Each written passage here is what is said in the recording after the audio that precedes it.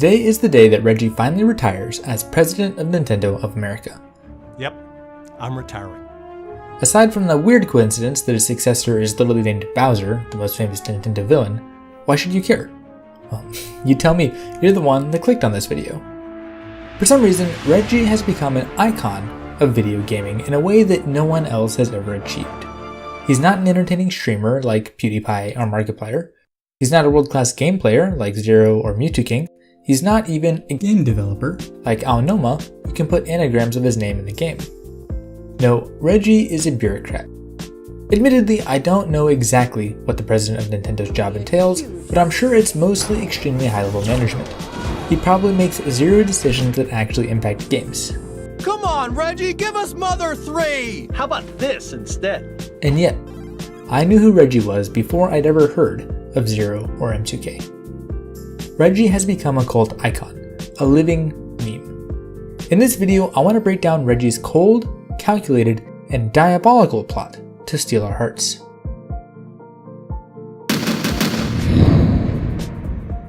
Originator: Reggie Fils-Aime, Reggie Visa-Aime, Reggie Anime, Reggie Filet. These are all nicknames for the great Reggie Fils-Aime. Let's go back to Reggie's origin story and figure out how he got his name. He was born with it. If you don't know, Fils-Aime is French, which is the language spoken in Haiti. Reggie's parents fled to New York from Haiti because they were forbidden from marrying each other in the political turmoil of 1950s Haiti. One of Reggie's grandfathers was a military general, and the other was a politician in the opposite party. This political tension led to several assassination attempts on Reggie's parents even after they fled to New York. For this reason, his parents sent him to study in middle school at Okinawa Christian School International. At this time, Okinawa had a very large American influence because of the military base, so Reggie was able to adjust relatively well. Even though his family was not part of the military, there were many places in Okinawa that had relatively high populations of non-military Americans. His school, for example, was conducted entirely in English. It was during his stay in Okinawa that Reggie first met Hiroshi Yamauchi, then president of Nintendo, in 1973. Yamauchi was vacationing in Okinawa, but when you're the president of a company, even in your vacation you find ways to work. Nintendo had recently revamped itself several times and was now producing electronic toys like the LA Conga drums and the light gun. Reggie was hooked on the laser clay shooting system, and Yamauchi was looking into the future to acquire the rights to the first game console, the Magnavox Odyssey. Of course, Yamauchi, the visionary, was looking further into the future than that. He imagined a day when Nintendo would make their own game system. In fact, this game system would dominate both Japan and the United States. After all, the more successful Nintendo was in one country, the more advertising they could use to dominate the other country's video game market. This is where Reggie comes in. Through a chance meeting, 12-year-old Reggie Fils-Aime met President of Nintendo Hiroshi Yamauchi. Reggie, being interested in marketing even at that point, tried to explain to Yamauchi how the laser clay shooting system could be marketed in the United States to 12-year-old boys just like him. And Yamauchi listened.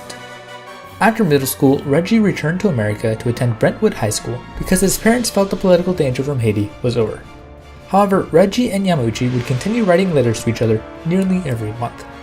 Yamauchi instructed Reggie in marketing, business, and future planning, while Reggie showed the president what American boys were interested in.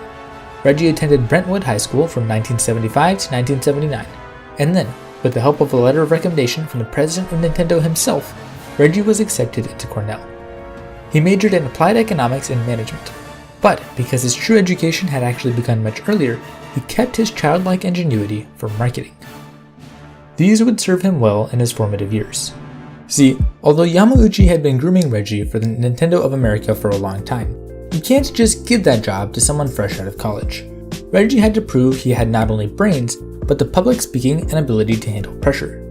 He worked a myriad of upper management positions at places like Pizza Hut and Guinness, and in 2001, he eventually wound up as Senior Vice President of Marketing at Video Hits 1. VH1 is basically a TV channel for music videos, and by focusing on appealing to younger audiences, Reggie boosted views by 30%. In 2002, Minoru Arakawa resigned as president of Nintendo of America. Now was Reggie's chance.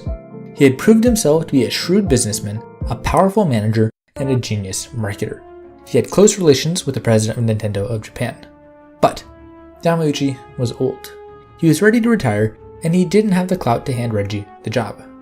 Yamauchi stepped down, but he remained on the board of directors. With the leadership turnover at Nintendo, stocks were going down. Public opinion had been on the decline for some time, and Nintendo was hitting a slump in America. The gaming generation had grown up a bit. They were teenagers now and they wanted to be hip. GameCube was losing the console wars. Nintendo needed to play its ace card, and that's when they brought Reggie on board as Vice President of Sales and Marketing. Reggie opened E3 with a splash. My name is Reggie. I'm about kicking ass, I'm about taking names, and we're about making games. Really? Everyone thought? Nintendo, the Disney of gaming, the company with bloodless graphics, said a bad word at the biggest video game convention? This was Reggie's opening game event, except it wasn't actually Reggie. From this point on, Reggie was Nintendo of America's puppet. Reggie was the Sultan, but Satoru Iwata was Jafar. That speech was specially written by a contracted speechwriter at Nintendo. Reggie went so far as to disagree with the speech, but he was overruled by Iwata. As it turned out, that speech was exactly what Nintendo needed.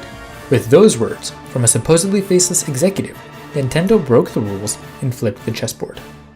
Then they used Reggie as a pawn.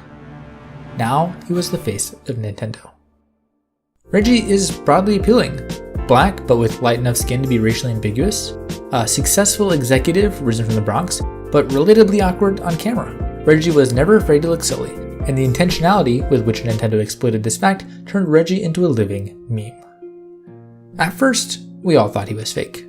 Sure, his opening speech was unique, but surely that was scripted. His presentation was stiff and almost awkward, like a robot. Well, Nintendo went out of their way to release Robot Reggie. In addition, Nintendo used Reggie to play the good cop to their bad cop. As you may know, Nintendo has had a rocky relationship with streamers. When the Super Smash Bros. Melee community raised nearly $95,000 for charity to win a spot at EVO 2013, Nintendo refused EVO the right to stream the game. That decision was reversed due to public outlash, but still. Additionally, Nintendo has been famous for copyright striking YouTubers who post Nintendo gameplay. Eventually they settled on a creator program where Nintendo only takes 40% of the YouTube ad revenue, but that's still a lot to ask from someone giving you free advertisement. But in the face of these policies, Reggie showed that he was sympathetic to the grassroots Smash community. In advertising, Reggie picked up an old Smash Bros. Saying, "No Johns." That was an incredibly touching, incredibly calculated move to convince Smash players that Nintendo was on their side. Of course, if you knew anything about Brawl, you'll know that just wasn't true. But I think with every release since then, Nintendo has considered the competitive Smash community, and Reggie has done everything possible to embrace the competitive scene. Nintendo hosted an invitational tournament for Smash 4, inviting well-known tournament players. This is the tournament where Zero first gained the throne. Furthermore, Reggie talked trash, and he backed it up. Played on the go, I'm gonna be able to come back up next time and kick your ass. Reggie vs. HBox is possibly my favorite set in all of Smash 4. Okay, fine. Reggie is pretty garbage at Smash, and he totally made Johns despite his trash talk. But Reggie also knew how to do a true Hadoken, which is something I can't do, by the way. And Reggie went through the effort to organize the match against Hungrybox, a well-known player that Reggie didn't stand a chance against. I won't cover every meme Reggie has inspired, but I do want to give an honorable mention to I feel just like a purple pikmin. That's basically a new way of saying you're fat. And if you ever invite me to your house and feed me delicious food until I'm stuffed, you bet I'll tell you I feel just like a purple pikmin. Reggie's most famous moment is one that makes me proud even on his behalf. My body is ready. Is so ubiquitous even outside the gaming world that I originally didn't even know it was Reggie's. I've heard people joke on exams that their body is ready, and one day when I was making a video for a long dead YouTube channel, I thought I'd Google the meme and see if I could throw in any good images. I was delighted to see something with Reggie, but imagine my surprise when I realized that Reggie started the meme.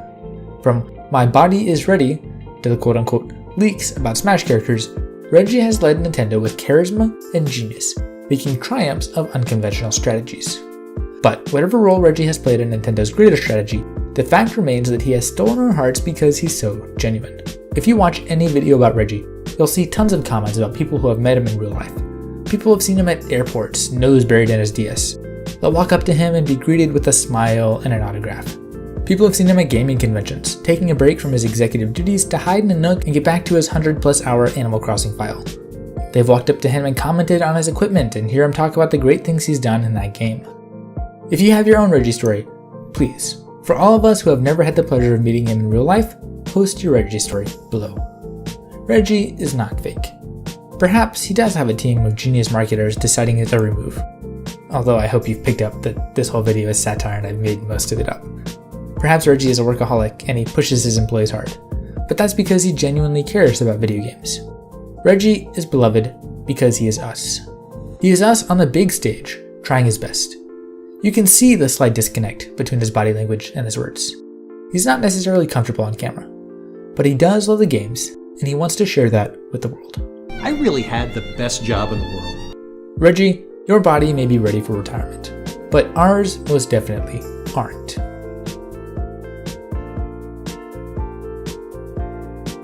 Yep, I'm retiring. Please, no John.